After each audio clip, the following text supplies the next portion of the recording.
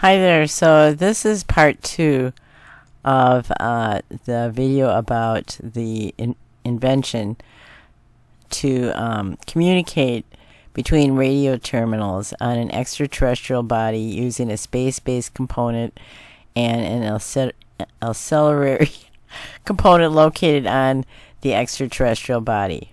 This is the patent. This is a Google patent, and the patent is under the PCT International Patent System, which makes it so that it's a patent for all countries. So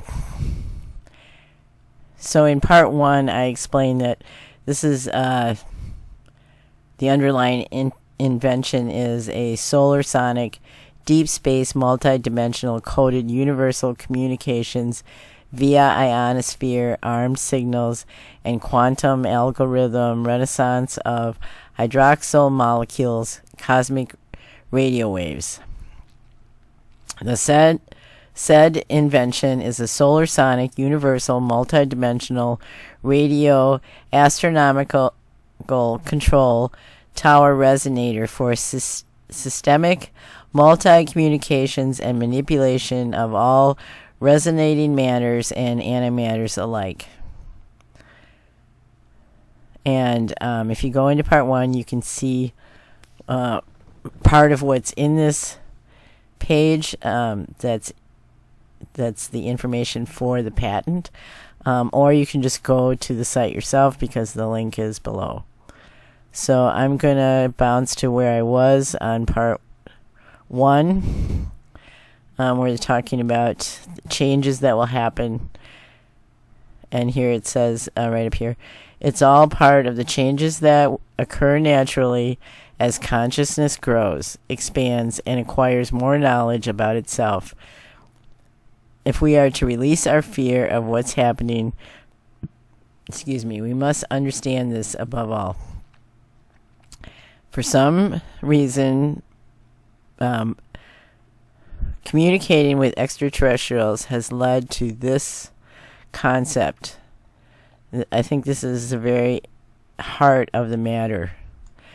And everything that I'm going to show you on here, and I'm not going to show you it all, believe me, because it's way too long.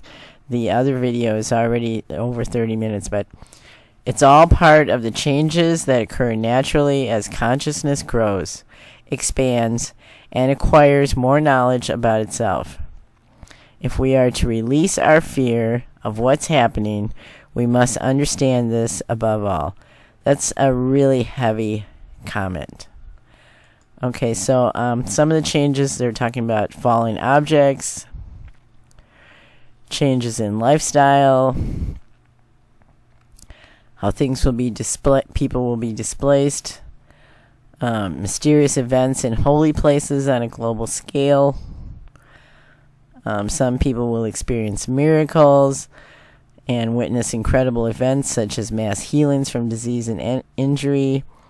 Many areas of extreme crisis will find bonding with others apparently opposing belief systems will generate a connection and a common ground always sought but seldom found prior to the crisis. They're talking about power spots. All these changes that are part of the manifested by consciousness. The association of dark with evil negates the true knowledge that everything was manifested by consciousness out of itself, the higher intelligence that designs and orders all that is.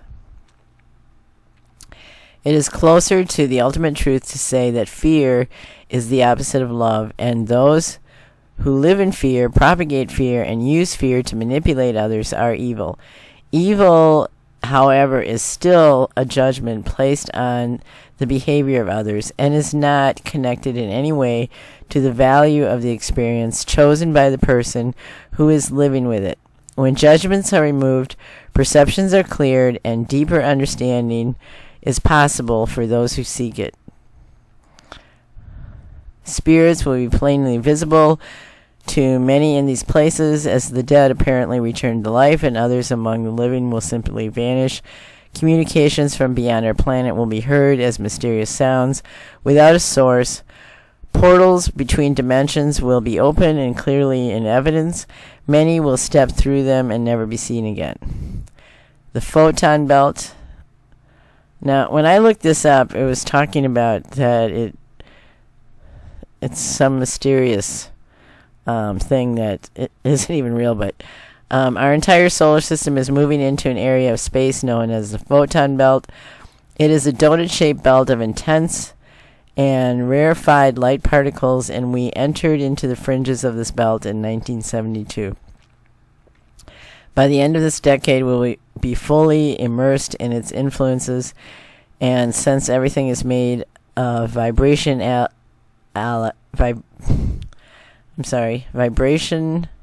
alley, slowed light and sound, including our bodies, we and our entire environment of experience, the solar system, will be affected. The atmospheres of the planets are changing, said Solar Sonic Professor of Geology and Mineralogy and Chief Scientific Member, United Institute of Geology, Geophysics, and Mineralogy, Siberian Department of Russia Academy of Sciences, expert on global ecology and fast processing Earth events. I don't know when this was because I didn't see a date on it. So when they say the end of this decade, I don't know if they're talking about, because this says 1992, if they're talking about the 90s or if they're talking about where we are right now in 2022. Okay, so they're talking about energy. The donation of energy is producing hybrid processes and excited energy states in all planets as well as the sun. Effects here on Earth are to be found in the acceleration of the magnetic pole shift, in the vertical and horizontal ozone content distribution, and in the increased frequency and magnitude of significant catastrophic climatic events. There is growing probability that we are moving into a rapid temperature instability period similar to the one that took place 10,000 years ago. Okay, so let's keep going down because some of this is really bizarre. The glowing plasma at the leading edge of our solar system has recently increased 1,000%. The sun itself has a magnetic field, of course, and that magnetic field creates an egg around the solar system, which is known as the heliosphere. The heliosphere is shaped like a teardrop, with the long and thin end of the drop pointing in the opposite direction from the direction that we're traveling, like a comet's tail. Today, the leading edge of the glowing plasma has gone to 100 astronomical units deep, although this, which I don't know what that is compared to what it once was. Although the Solar Sonic does not give an exact timeline, we can assume that this increase happening in the same 1963 to 2016 period has the increase we found in natural disasters. As this is conscious energy, this is conscious energy that is changing how the planets work. A consciousness is there. More than us. And us all together. Everything all together. How they function and what kind of life they support. The harmonics of the DNA spiral itself are altering. Life forms are changing, and some of the oldest ones are dying out completely. All this is happening all at the same time. As individual elements involved in these changes gather energy and morph into their own new manifestations, they contribute more energy into the shifting of the whole. Very soon, those individual elements that have resisted the changes will have to make the leap or die out. In other words, we will get to the point where we are so far into the new level of energy that there will be a sudden expansion of the basic harmonic wavelengths that the sun emits as radiating energy. Okay, I'm going to move it up. This increase in energy emission will change the basic nature of all matter in the solar system. The planets are pushed slightly farther away from the sun, and the atoms and molecules that make them up actually expand in terms of their physical size. The poles, the north and south magnetic poles, are currently undergoing changes, generating torque that will rearrange the globe. Some feel that the axis is simply shifting to a point somewhere in the area of the Hudson Bay, and some insist that the poles will trade places completely. Either way, we are in for changes in the Earth's appearance and life forms existing now. Some land masses will disappear or simply reduce in size, and new ones will emerge. Cosmic waves will enter the atmosphere at the poles and have a direct effect on the Earth's core, releasing energy beyond our comprehension. I can't hardly stop reading, but there's so much to read that I can't read it all to you. But it's so intriguing. Every level of science, from the biophysical to the astrophysical, will experience quantum leaps upon recognition and acceptance of the higher intelligence that permeates our reality. That is just amazing to me. But what is causing these changes? It's not just the photon belt. It's not just the cycles every 1,000 to 13,000 years, which are connected to the galactic passage through this belt. There is another element involved that must be considered. And what is that element? Consciousness is the originator of both thought and emotion. Without the fragmentation of consciousness into many forms and relationships, there would be nothing to think about or respond to emotionally. But how does the impact of the changes we are experiencing? But how does this impact the changes we are experiencing today? Magic words here. Thought creates. More accurately, thought gives form for manifestation, and emotion coalesces energy into manifestation through the properties of desire. We've all heard that expression, be careful what you wish for because you might get it. I don't like that expression. The true meaning of this has seldom been explored by any but the most contemplative of thinkers. What it really means is be careful what you concentrate on, because concentration of thought gives form, and what you concentrate on is what you feel the most passion about. Okay, I'm at 12 minutes. We truly do create our own realities as individuals and in mass collective consciousness. There are things that everyone has agreed to, so there are common elements to our experience, such as the fact that the sky is blue and the seasons change, and if you run headfirst into a tree, it will hurt you. These thought forms give rise to the experiences of our daily lives and mutual enjoyment of the environments we have created, but there's more. And I need a drink, so I'll be back in a minute because my throat is killing me. Okay, I just realized I don't know if I have the right mic on or not. And I'm so excited. This is really exciting to me and scary and freaky, and it's really interesting. Now, where was I? Okay. There is also individual consciousness, capable of creating its own experience at the personal level, whether it does so consciously or unconsciously, and regardless of the results. We aren't used to watching our thoughts, so we have no real awareness of how they manifest our experience. Except for I've been working on that, and you should be too, I think. People who are broke live in fear of not having enough money to buy food, take care of basic needs, etc.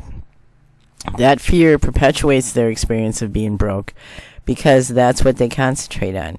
Those who eventually make it out of such a financial hole have changed their thinking before their experience changed to align with their thoughts, but they may not have been aware of the changing of their thinking. There's a book called The Secret, and I really like Esther Hicks because that's talked about in there a lot. And also, when I was young, I'm going to move this up, there was a book called Seth, S-E-T-H, Speaks. These days, we are faced with a world of chaos. How did it get that way? For starters, as we started denying our feelings, our intuitive ability stopped giving us feedback, and we stopped having a direct experience with our environment on a daily basis. We also stopped being aware of our thoughts and how they shape our experience. As we denied our own feelings, we also began to deny the feelings of others. This denial brought us full circle as others also denied our feelings. And it goes on to explain this and the meaning of the golden rule, do unto others as you would have them do unto you. Now apply it on a global scale, and you have created a world in which people are completely unconscious to their own thoughts and feelings, as well as the connection between others and themselves. And I know that isn't true with everyone. And it says here, everyone is flailing around blindly, but that is not true. It's not everyone. Grasping for something to hold on to, yet everything they grasp is taken away. They are in constant fear, polarizing, mistrusting each other, lying to protect themselves or others, and doing things in darkness that they fear will come into the light, both figuratively and literally. Societies, cultures, governments, and religions are all clashing and conflicting, each trying to find the answer to their needs, trying to make themselves understood, insisting that they have the answers and others don't, but failing because they aren't looking where the answers are within each individual person. Yes, our thoughts and feelings. Okay, so it's saying that all of this clashing conflict creates chaos in the energy field of the entire planet. And it goes on to explain that the mind is the most powerful thing in existence. It goes on to explain all of this. And I'm just going to move on down. This isn't something that happened by coincidence or without a plan. There is a plan, and this is part of it. In order to follow the plan, we must do one thing: suspend all judgment. If we can do this one thing, we will be able to allow our neighbor their own choices while we have ours, and our internal conflict and confusion will cease, along with the belief that anything must be done to stop what is happening. This is bigger than any of us, bigger than all of us. And from our limited perspective, we are truly in no position to judge what our higher intelligence is doing to this world. To our world, I'm sorry. There are those who believe there is no higher intelligence, and that's okay. Then there are those who have different ideas about what this higher intelligence is and what it wants from us. That's okay too. Even the polarization of beliefs serves a purpose in the overall design plan. For those who hold a belief that there is a plan, however, the changes in our experience which have already begun will make it much easier to bear. Okay, so that says a lot, and then they go on to describe some other things that will happen. Overall, the world's climate is becoming hotter. Let's keep moving here. More airborne objects falling, more UFOs. We will see significant numbers of unknown flying objects in the sky. Changes in visible light frequencies. And this explains all of that really with a lot of definition. And then there's this part: extraterrestrial aerospace superiorities and star war, multi-dimensional defense technologies within Earth. And then they have these things: Project True Light. I'm not sure what all this is. It's fascinating.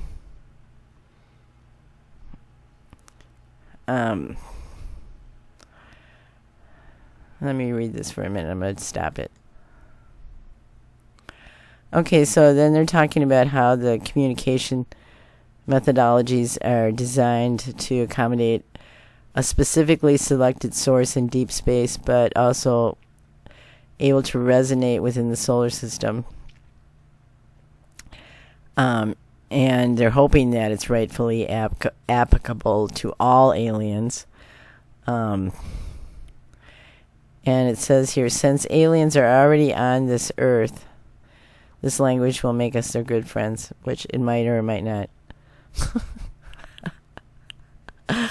And he's urging everyone to cooperate and support. We are not asking you to believe or disbelieve. We thank all of you in advance for all considerations extended under the circumstances to save this earth from what is planned to happen by other alien species in specifically given periods of time. I'm not sure what that means either. Just because you don't know it doesn't mean it's not out there. Okay, so here's patent citations and the information. I'm sorry it's cut off. You can look on the website yourself. Some more similar documents.